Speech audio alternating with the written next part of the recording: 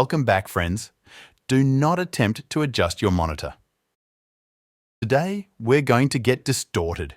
Specifically, we're going to run through some examples of the many ways you can distort images in Affinity Photo. In each example, we'll be using the Live Filters button at the bottom of the Layers panel. I encourage you to open up your own pictures and play around with these a bit. They're a lot of fun. But first, if you like this kind of content, please don't forget to click those like and subscribe buttons. It really helps. All right, let's get on with it. How about a little ripple effect? As you can see, I've set up a background image and written the word ripple in a layer above it. I'll start by selecting my font layer, and then I'll go to the Live Filters button and scroll down to the ripple effect. Watch what happens to the word ripple as we adjust the slider. For a little different look, let's right-click on the font layer and click on Mask to Below, and then redo the effect.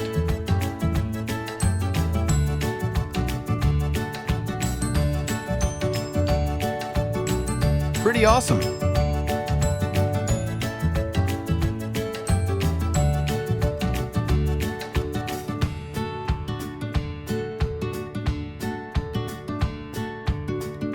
Let's move on to the Twirl Effect.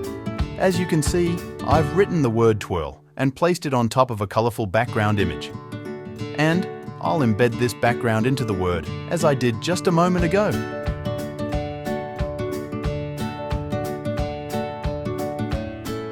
Now let's go to our Live Filters and play around with the angle and radius sliders to twist and twirl it around a bit.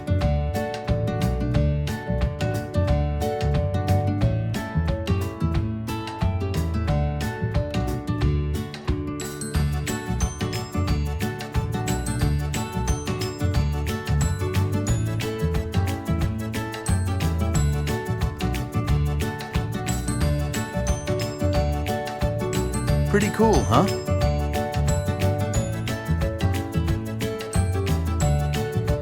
Okay, my boss Jeff insisted on a cameo in this video, so let's bring him in and have a bit of fun. We'll go down to the Live Filters once more and select Pinch Punch. I'll set the radius to go a bit higher by typing into the box and then play with the effect.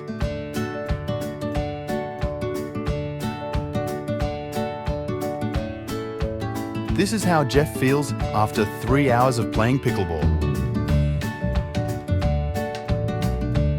This is how he feels after 3 hours of drinking beer. Pickleball, beer.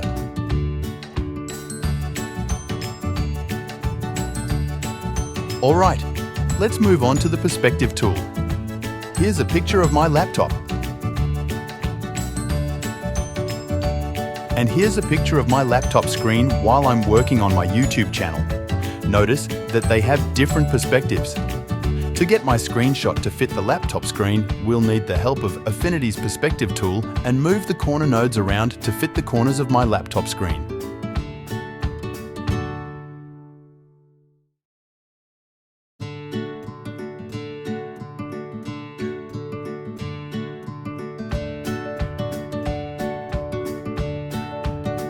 Now I'll zoom in and fit these snugly into the corners.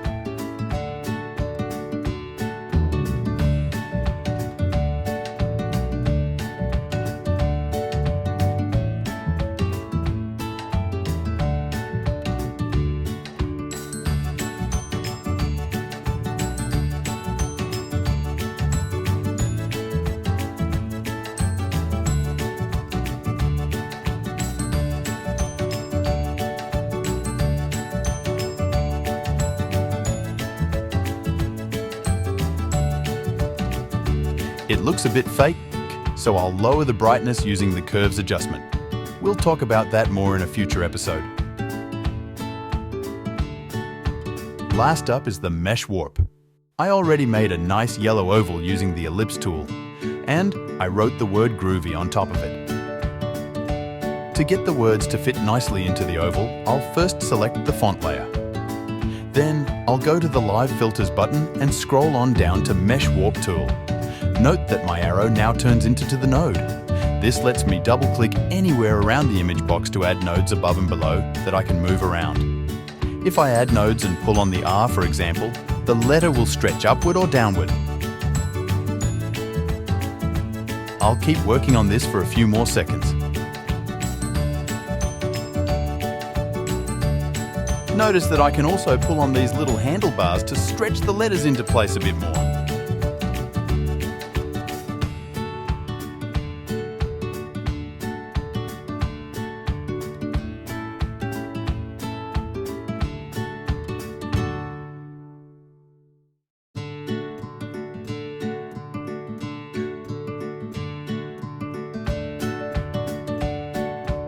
Nice. Well, that's it for this one. Peace out, everybody.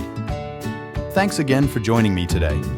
If you enjoyed today's content, please click those like and subscribe buttons below. Have a great day, everyone.